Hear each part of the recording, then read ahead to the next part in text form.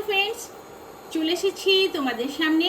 আজকে আমি তোমাদের করে দেখাবো বোয়াল আর তেঁতুলের কারিশমা। বোয়াল দিয়ে তেঁতুলের দুর্দান্ত একটা রেসিপি, ভীষণ ভালো লাগে গরমের সময় এটা খেতে। তার জন্য আমি প্রথমেই নিয়ে নিয়েছি, দেখো, বোয়াল মাছের কয়েকটা পিস। এগুলোকে আমি খুব সুন্দর করে ভালো করে ধুয়ে রেখেছি, পরিষ্কার করে রেখেছি। নিয়ে নিয়েছি কাঁচা লঙ্কা, 5 ফোড়ন, শুকনো লঙ্কা। নিয়ে নিয়েছি তেঁতুলকে আমি জলে ভালো করে গুলে ছেঁকে রেখেছি। এটা তেঁতুলটা যখন এই জলে গুলবে তখন প্রথমে তেঁতুলটা নিয়ে, আমরা বাজারে তেঁতুল কিনি তো, ওই জন্য তেঁতুলটাকে প্রথমে আগে ভালো করে ধুয়ে নেবে। প্রথমে এরকম গোল অবস্থায় ভালো করে ধুয়ে নেবে, তারপরে তেঁতুলে একটু জল মিশিয়ে তাকে ভালো করে জলের সাথে মিশিয়ে সেটাকে ভালো করে ছেঁকে তারপরে এরকম একটা রেডি করে রাখবে, তেঁতুলের জল রেডি করে রাখবে।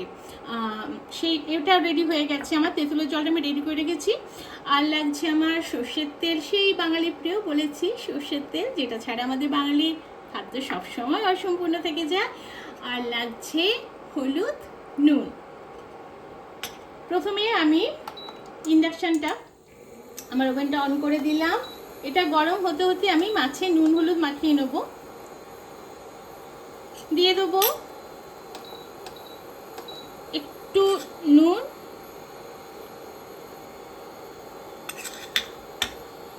দেখো প্রথমে আমি মাছে নুন হলুদ মাখিয়ে নেব। দিয়ে দেবো হলুদ, দিয়ে ভালো করে আমি মাছে নুন হলুদটা মাখিয়ে নেব। দু পিঠে আমি ভালো করে এইভাবে মাখিয়ে নেব, দু পিঠে আমি ভালো করে এইভাবে মাখিয়ে নেব।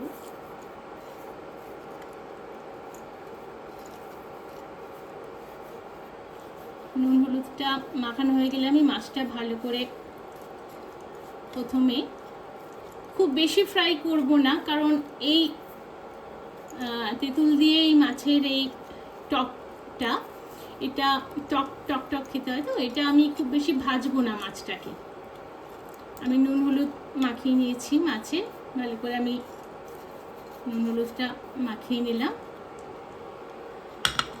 এবার আমি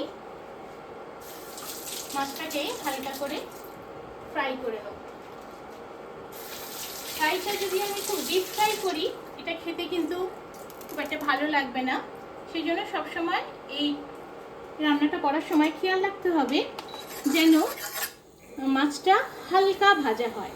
আর আরেকটা জিনিস বলে রাখি, এই বোয়াল মাছটা রান্না করার সময় সব সময় একটা ঢাল দিয়ে রান্না করবেন, একটা ঢাকনা অবশ্যই নেবেন, কারণ এই মাছটা ভাজার সময় ভীষণ ছিটকায়, তেলটা না গায়ে ভীষণ ছিটকে আসে। সেই জন্য আমি নিয়ে নিয়েছি আমার একটা ঢাল। এবার এই ঢালটা আমি যখন মাছটা দেবো তারপরে আমি চাপা দেবো, চাপা দিয়ে ভাজবো মাছটাকে। আর এই মাছটা ভাজার সময় কখনোই খুব বেশি তেল দিয়েও ভাজা যাবে না, এটা অল্প তেলেই ভাজতে হবে এবং খুব হালকা ফ্রাই করতে হবে। যদি বেশি তেল দিই প্রচণ্ড পরিমাণে এটা ছিটকাবে কিন্তু গায়ে, সেটা কিন্তু অবশ্যই খেয়াল রাখবে রান্না করার সময়। আমি হালকা করে তেল দিয়ে দিয়েছি, খুব বেশি তেল আমি দিইনি। তেলটা ভালো করে আমি গরম করে নেব।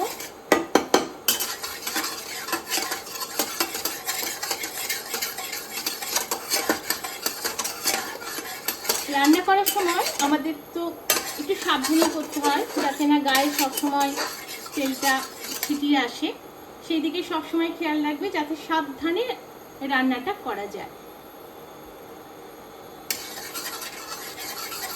তেলটা আমার গরম হয়ে গেছে। এবার আমি বলেছি আমি ফ্লেমটা কমিয়ে দিয়ে সবসময় আমি তুলবো ফ্রাই করার জিনিস। আমি দিয়ে দিচ্ছি মাছগুলো, একে একে আমি দিয়ে দেবো। আস্তে আস্তে মাছগুলো দেবে, অলমোস্ট এটা তেলের উপরে দিলে একটু ফাটে বলেছিলাম, ওই জন্য এটা ভাজার সময় দিয়ে চাপা দিয়ে দেবে। তাহলে কি হবে, মাছটা যখন ভাজা হবে যদি তেল ছিটকায় তাহলেও আমাদের গায়ে এসে পড়বে না। এই ঢালটা কিন্তু অবশ্যই ব্যবহার করতে হবে এই মাছটা ভাজার সময়। এরপরে আমি এটাকে আস্তে আস্তে ঢাকনাটা খুলে ফ্লেমটাও বাড়িয়ে দেবো, দিয়ে মাছটা উল্টে দেবো। মাছটা এমনভাবে উল্টে দেবো, আমি উল্টে দিয়ে আবার আমি একটু চাপা দিয়ে দেবো, নাহলে আবার গায়ে পড়ার সম্ভাবনা থেকে যাচ্ছে। সেই জন্য আমি আমার এই ঢালটাকে ব্যবহারই করছি সব সময় নিজের সেফটির জন্য।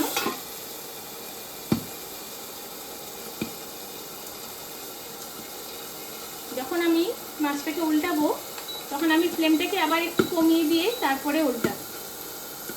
দেখছেন কিভাবে মাছটা একটু তেলের উপরে দিতে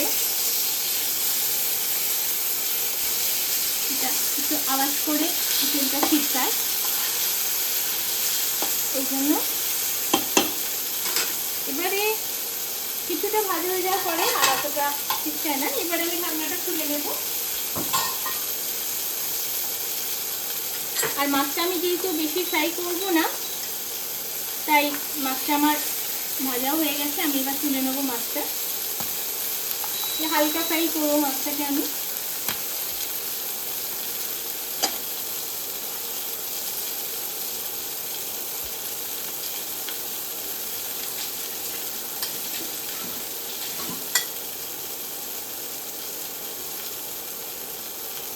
ওভেনটা আমি বন্ধ করে দিয়েছি, মাছটাকে আমি তুলে নিচ্ছি।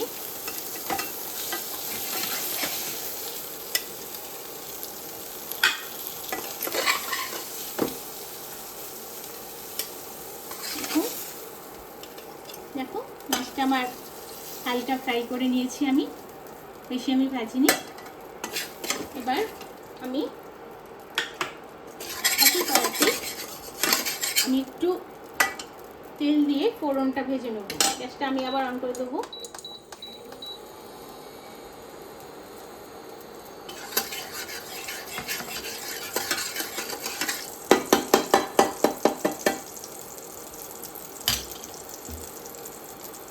ফোড়নে আমি দিয়ে দেবো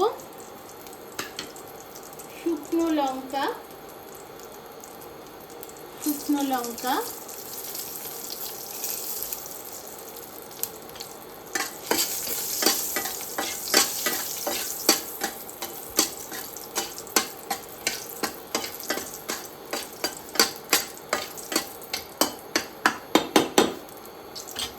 দিয়ে দেবো একটু পাঁচফোড়ন,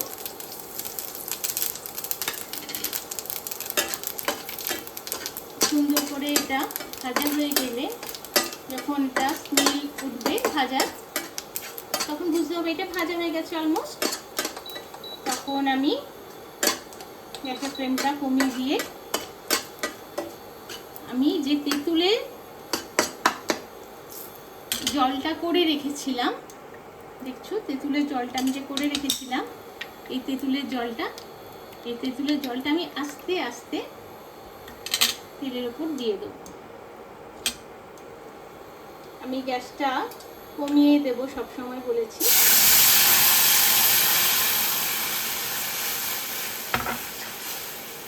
এরপরে আমি গ্যাসটা আবার বাড়িয়ে দেবো।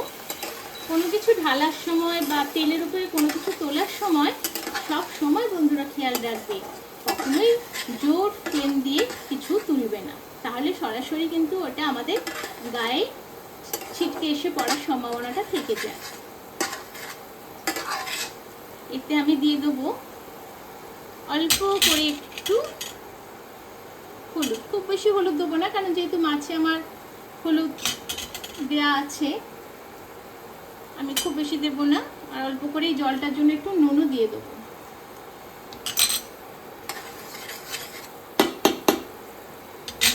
দিয়ে দেবো মাছগুলো যেগুলো ভাজা আছে। আমার জলটাও ফুটে গেছে। কখনো জল না ফুটলে মাছটা দিও না, একদম কাঁচা জলের উপরে কোনো কিছু ঠিক দিতে নেই। জলটা ফুটে গেলে তারপরে আস্তে আস্তে মাছগুলো আমি ছেড়ে দেবো।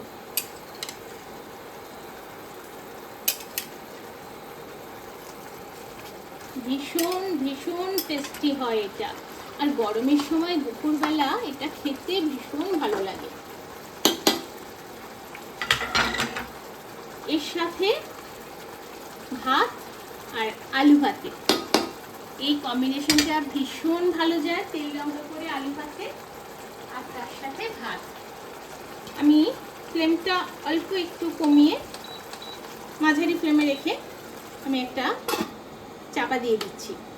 এই রান্নাটার সাথে ভাত আর তার সাথে খেতে হয় এরমভাবে আলু সেদ্ধ করে, তাতে তেল লঙ্কা সবাই পরিচিত, গরম তেলের ওপরে লঙ্কা দিয়ে একটু নুন দিয়ে যদি তুমি লঙ্কাটাকে ভেজে নাও তাহলে লঙ্কাটা ভীষণ মুচমুচে থাকে, অনেকক্ষণ মুচমুচে থাকবে। ওই তেলের উপর একটু নুন দিয়ে তারপরে শুকনো লঙ্কাটাকে ভেজে নিতে হয়। এরকম করে তুমি শুকনো লঙ্কাটাকে তেল লঙ্কা করে, আমরা তেল লঙ্কা বলি স্বভাবতই এই তেল লঙ্কাটার সাথে আলু ভাতেটা ভালো করে মেখে সেই আলু ভাতে ভাত আর এই টকটা দুপুরবেলা খাবে, বানিয়ে দেখবে সত্যি ভীষণ ভীষণ টেস্টি এটা লাগছে। আলু ভাতেতে যারা লঙ্কাটা খেতে পারবে না তারা যদি শুকনো লঙ্কা না নিয়ে কাঁচা লঙ্কা মেশাও তাহলেও চলবে। যদি কাঁচা লঙ্কাটাও ঝালটা না খেতে চাও তাহলে তোমরা এমনি আলু ভাতের সাথেই খেও, সেটা তো কোনো প্রবলেম নেই। মোটামুটি এটা একটু আলু ভাতের সাথে খেলে ভীষণ ভালো লাগে, বিশেষ করে শুকনো লঙ্কা তেলের উপর ভাজা ওই লঙ্কা দিয়ে আলুটা মেখে খেলে ভাতের সাথে, আর এই টকটা ভীষণ ভালো লাগে। আমি এটা কিছুক্ষণ আমি মাছটাকে সেদ্ধ হতে দিয়েছি, একবার আমি ঢাকনা খুলে দেখে নেব। দেখো কি সুন্দর একটা কালার চলে এসেছে, তেঁতুলটার জন্য দেখো খুব সুন্দর কালারটা চলে এসেছে। এবং মাছটা আমার সিদ্ধও হয়ে গেছে, আমার টকটা কমপ্লিট।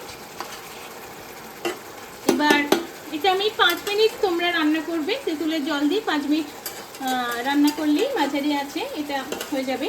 আর নামানোর আগে দিয়ে দেবো একটু সর্ষের তেল, কাঁচা সর্ষের তেল, গন্ধটা খুব ভালো লাগে এই টকে। এই হলো আমার বোয়াল তেঁতুলের কারিশমা। এবার এটা ঢেলে নেওয়ার পর্ব।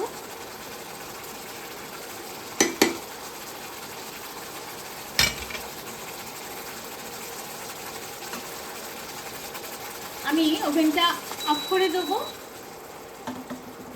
এবারে আমি এটা ঢেলে নিয়ে আলু ভাতের সাথে বলেছি এটা খেতে ভীষণ ভালো লাগে। দেখছো তৈরি হয়ে গেছে আমার মাছের বোয়াল মাছ দিয়ে তেঁতুলের কারিশমা। আমি এবার আস্তে করে এটা তুলে নেব।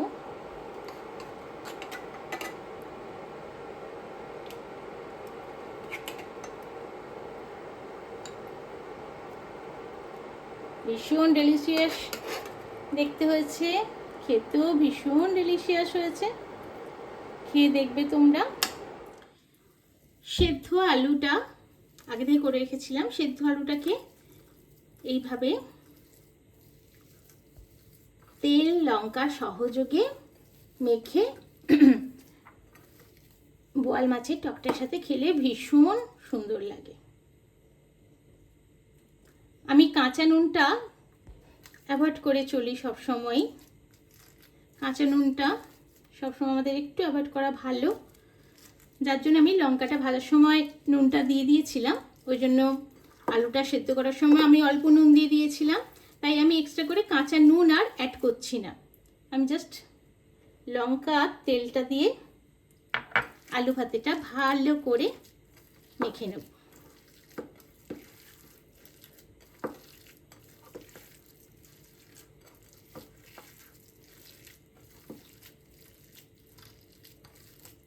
দেখো ভালো করে আলু ভাতেটা ভালো করে সুন্দর করে মেখে নিয়ে সুন্দর করে একটা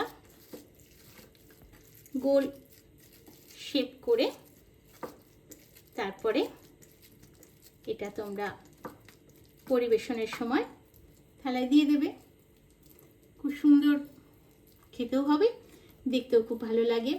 আর বলেইছি এই তেল লঙ্কা স্মেল ভীষণ সুন্দর লাগে খেতে।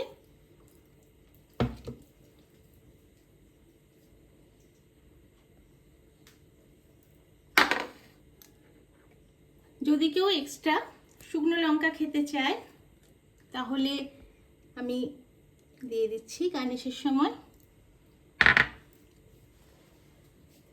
দিয়ে দেবো একটু কাঁচা লঙ্কা, তাহলে গার্নিশের সময় দেখতে আরো বেটার লাগবে।